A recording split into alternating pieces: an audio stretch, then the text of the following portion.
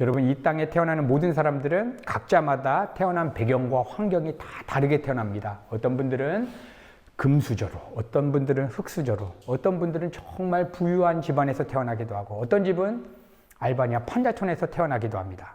그런데 어떠한 배경과 환경에서 태어났던 모든 사람들이 동일하게 겪게 되는 것이 있는데, 그것은 한 번 태어난 사람은 반드시 죽음을 맞이하게 된다는 것입니다. 왜냐하면 하나님께서는 이 땅에 태어나는 모든 사람들이 다 한 번 죽는 것을 정하셨기 때문입니다. 그런데 사람들의 육체의 죽음은 완전히 소멸로 가는 것이 아니라, 오늘 본문 말씀 가운데 사도 바울은 죽음을 잠자는 것이라고 표현하였습니다. 그러니까 사람이 죽을 때에 우리가 완전히 소멸돼서 사라지는 것이 아니라 시간의 흐름에서 빠져나가서 영적인 수면 상태로 들어간다는 것입니다.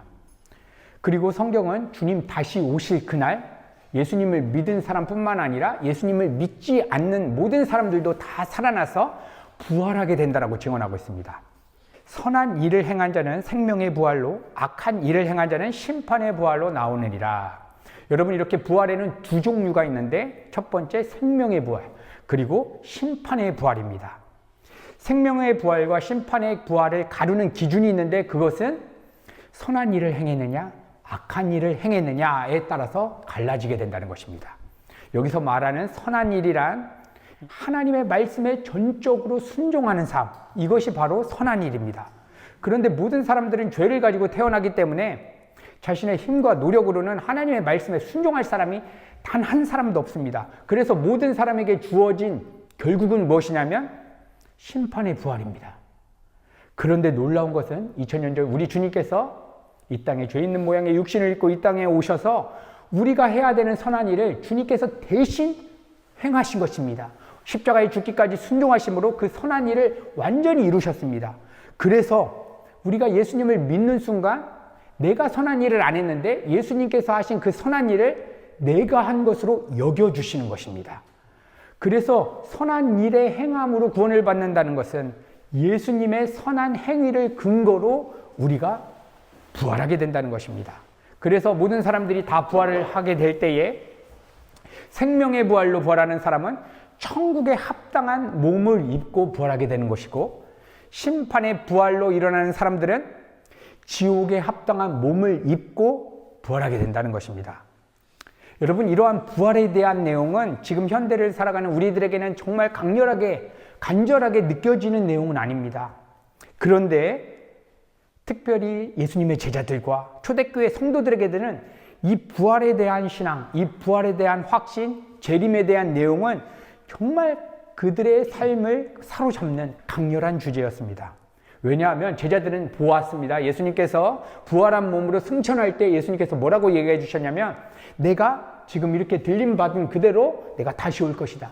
그리고 성경을 통해서 주님께서는 내가 속히 다시 오겠다라고 여러 번 반복해서 말씀해 주셨기 때문에 초대교회 성도들은 정말 임박한 재림 소망과 부활 소망을 갖고 수많은 박해가 일어나고 정말 악한 로마 제국의 핍박이 와도 신앙을 버리지 않고 버틸 수 있었던 이유가 부활 신앙을 가졌기 때문입니다. 임박한 부활 신앙, 주님이 오늘이라도 당장 올 수 있다라고 그 신앙을 가졌을 때에 악인들이 초대교회 성도들을 공격할 때 버틸 수 있는 강력한 원동력이 되었던 것입니다. 여러분, 그런데 초대교회 시대부터 주님의 재림을 간절히 기다렸던 수많은 세대가 죽었고 이제 2000년이 지났는데 속히 오시겠다라고 하는 주님의 약속은 아직도 이루어지지 않고 있습니다. 그래서 지금 이 시대를 살아가는 우리 그리스도인들에게 있어서 재림과 부활에 대한 그런 간절한 기대는 이단 사상과 사이비 종파들만 간절하게 갈망하는 내용이지, 우리 현대 기독교인들에게는 분명 이러한 내용들은 교리적으로 동의하고 믿는 내용이지만 지금 현재 나의 삶 속에서, 직장 생활에서, 가정 생활에서 어떠한 의미가 있겠느냐라고 하는 생각을 우리가 가질 수가 있는 것입니다. 여러분, 그래서 오늘 본문 말씀을 통해서 사도 바울은 주님의 재림과 부활에 관한 내용이 지금 실제 나의 사건으로 현재적으로 경험될 수 있는 놀라운 복음에 대해서 말씀해 주고 있는 것입니다. 고린도전서 15장 51절, 우리 같이 한번 이 말씀 봉독하도록 하겠습니다. 내가 너희에게 비밀을 말하노니 우리가 다 잠잘 것이 아니요 마지막 날팔에 순식간에 호련히 다 변화되리니. 여러분, 사도 바울은 놀라운 비밀에 대해서 이야기해 주고 있는데, 주님의 재림의 때, 주님 다시 오실 날 모든 육체들이 죽었다가 살아나는데 그 육체의 죽음을 잠자는 것이라고 표현하고 있습니다. 예수님께서도 나사로가 죽었을 때에 나사로의 육체의 죽음을 죽었다라고 얘기하지 않고 잠자는 것이라고 표현해서 말씀해 주셨습니다. 그러니까 우리가 육체가 죽게 되면 완전히 소멸되는 것이 아니라 육체가 살 수 없는 시간 밖의 어떠한 차원으로 들어가게 된다는 것입니다. 여러분 한번 생각해 보십시오. 믿음의 조상 아브라함은 역사적으로 4,000년 전에 죽었습니다. 그리고 아브라함의 육체는 죽는 순간 시간과 공간의 세계를 빠져나갔습니다. 그러니까 육체를 벗어버린 아브라함은 아직 0.1초라고 하는 시간도 흘러가지 않은 것입니다. 왜냐? 시간과 공간의 세계 밖으로 나갔기 때문에. 우리에게 있어서, 시간과 공간에 갇혀있는 우리에게 있어서 아브라함의 죽음은 4,000년이라고 하는 시간이 지나갔지만 아브라함에게 있어서는 0.1초라고 하는 시간도 지나가지 않은 것입니다. 이것은 아브라함뿐만 아니라 아담부터 지금까지 모든 사람에게도 동일하게 적용되는 것입니다. 여러분, 누가 먼저 죽었든지 누가 나중에 죽었든지 이거는 시간 속에서만 할 수 있는 이야기이지 않습니까? 왜냐하면 시간 밖으로 빠져나갔다는 것은 먼저 죽고 나중에 죽고 이런 것에 순서가 없기 때문입니다. 예를 들어서 예수님께서 대략 지금으로부터 1000년 뒤에 재림하신다라고 우리가 가정해 본다면, 부활은 우리가 죽은 다음에 1000년 뒤에 이루어지는 것이 아니라 우리가 딱 죽게 되는 순간, 우리는 시공간을 다 빠져나가기 때문에 그때 주님의 재림과 부활이 곧바로 이어지게 된다는 것입니다. 왜냐? 육체의 죽음으로 들어가는 그 잠자는 상태는 시간의 개념, 공간의 개념에 묶이지 않는 것이기 때문에. 여러분, 우리는 언제 어떠한 사고로 육체의 죽음을 맞이할지 아무도 알 수 없습니다. 그리고 주님의 재림은 지금 제가 말씀을 나누는 이 시간에 주님이 오실 수도 있고 1년 후에 오실 수도 있고 1000년 뒤에 오실 수도 있습니다. 아무도 알 수가 없습니다. 여러분, 그래서 우리 성도들이 부활을 바라보는 그러한 시각은 미래가 아니라 항상 지금 시점이라는 것입니다. 왜냐하면 부활은 시간의 개념에 묶이지 않는 영원한 현재성을 띠고 있기 때문에. 그래서 정말 부활을 믿는 사람은 교리나 논리로 그냥 가지고 있는 것이 아니라 지금 삶의 현장에서 부활을 나의 것으로 어떻게 하면 적용하며 살아갈 수 있는가를 고민하고 성령의 도우심을 구하게 되어 있는 것입니다. 만약 그러한 도우심을 구하지 않고 그냥 논리적으로 주님 다시 오시면 모든 몸이 살아나서 부활한데, 그렇게 이론적으로 동의하는 것은 믿음이 아닌 것입니다. 그냥 지적 동의인 것이고, 이러한 지적 동의는 마귀도 있는 것입니다. 마귀도 자기 인생 끝에 주님 다시 오실 날 지옥에 떨어진다는 것도 알고 있습니다. 그런데 믿지를 않는 것입니다. 여러분, 그래서 우리 성도들이 부활신앙을 지금 현재적으로 경험하기 위해서는 반드시 삶에 주어진 여러 가지 일들에 대한 나의 독단적인 생각, 나의 판단이 주님과 함께 죽는 믿음의 길을 가야 합니다. 왜냐하면 부활은 항상 죽음이라고 하는 것을 전제하고 있기 때문입니다. 오늘 사도 바울의 언어를 통해서 이야기한다면 부활을 현재적으로 경험하기 위해서는 우리의 생각과 판단이 잠들어야 된다는 것입니다. 깨어가지고 내가 무언가를 막 생각하고 계획하는 것이 잠들어야 한다는 것입니다. 여러분, 그래서 성경을 보니까 우리 주님께서 갈릴리 호수 한복판에서 큰 폭풍이라고 하는 인생 문제를 만났을 때에 성경은 이렇게 묘사하고 있는 것입니다. 바다에 큰 놀이 일어나 물결이 배에 덮이게 되었으되 예수는 주무시는지라. 그 제자들이 나와 깨우며 가로되 주여 구원하소서 우리가 죽겠나이다. 여러분, 우리 주님께서는 큰 폭풍과 같은 인생 문제를 만나게 되었습니다.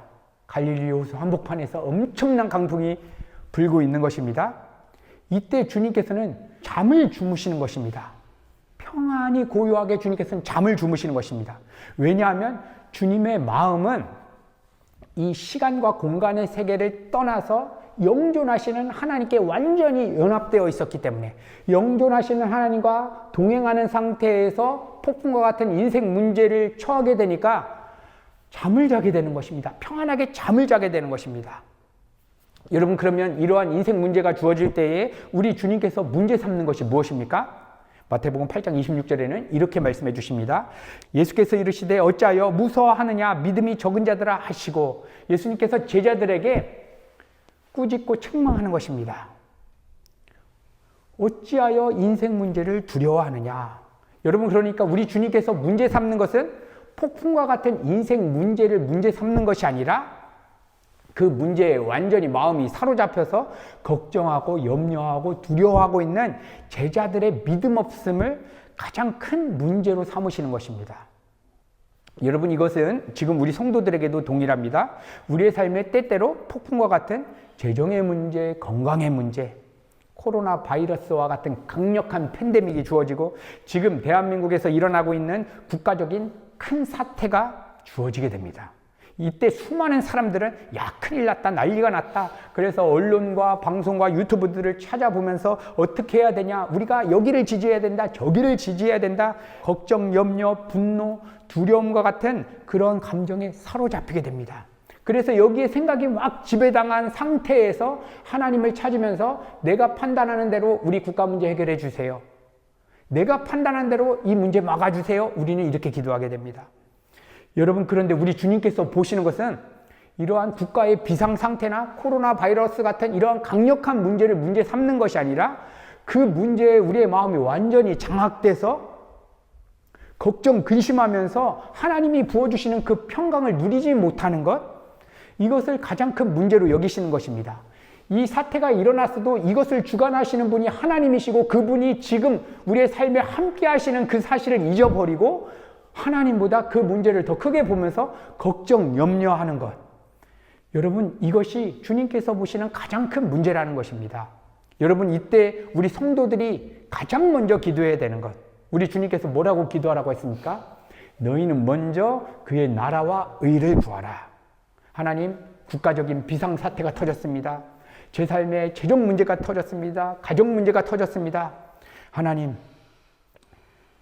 이 시간 내가 기도하는 것은 하나님 이 인생 문제를 변화시키거나 바꾸기 위한 목적으로 기도하는 것이 아니라 이 문제들에 대한 내 생각과 내 판단이 다 죽고 하나님과 지금 동행할 수 있도록 도와주세요. 삶에 주어진 이 문제가 정말 하나님 너무나 크게 보여지지만, 답이 없어 보이지만 하나님께서 내 마음 가운데 친히 소원을 두시고 행할 수 있도록 내 생각과 내 판단이 다 주와 함께 죽을 수 있도록, 잠잘 수 있도록 하나님 도와주세요. 여러분, 우리가 이렇게 하나님께 기도하게 될 때에 베드로가 감옥에 갇혀서 이제 내일이면 참수형 당한다라고 하는 명령이 떨어진 그 전날 밤에 어떠한 걱정도 염려도 하지 않고 하늘의 평강 가운데 숙면하면서 잠을 잤던 것처럼 답이 보이지 않는 인생 문제 속에서도 하나님께서 놀라운 평강을 부어주시고 이 세상 사람들은 볼 수 없는 믿음의 세계를 보여주시는 것입니다. 여러분, 그래서 성경은 시간에 대해서 이야기할 때 두 가지로 표현하고 있는데 그것이 크로노스와 카이로스입니다. 크로노스는 가만히 있어도 그냥 흘러가는 자연적인 시간, 이 땅에 태어나는 모든 사람들이 다 경험하는 시간입니다. 그런데 카이로스라고 하는 시간이 있습니다.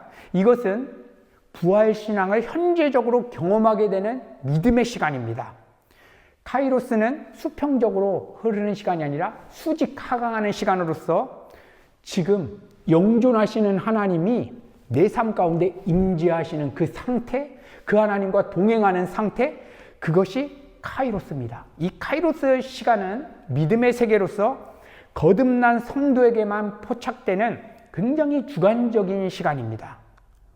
여러분, 그래서 부활신앙을 형제적으로 경험하는 성도들에게는 이 시간과 공간의 세계와 영원한 하나님의 나라가 오버랩되어지는 굉장히 신비하고 독특한 인생을 우리는 살아가게 되는 것입니다. 다 걱정하고 염려하고 있는데 어떤 한 사람은 하늘의 평강 가운데 감사하고 있는 것입니다. 사도 베드로가 감옥에 갇혀서 내일이면 참수형 당하는데 수많은 참수형 당할 옆에 있는 사람들은 막 걱정하고 염려하고 막 난리가 났는데 독특한 인생을 경험하고 있는 이 사도 베드로는 마음 가운데 놀라운 평강과 감사를 느끼면서 숙면하면서 잠을 자는 것입니다. 여러분, 이때 우리 성도가 깨닫게 되는 것은 이 땅에 펼쳐지는 인생 문제들과 국가 문제들과 여러 가지 별의별 문제들의 유일한 해답은 환경을 바꾸거나 변화시키는 것이 아니라 지금 영존하시는 하나님과 동행하는 것, 이것 자체가 모든 인생 문제의 해답이라는 것을 깨닫게 되는 것입니다. 왜냐하면 내 주 예수 모신 곳이 그 어디나 하늘나라라고 하는 그 놀라운 진리가 우리의 마음 가운데 새겨져 있기 때문입니다.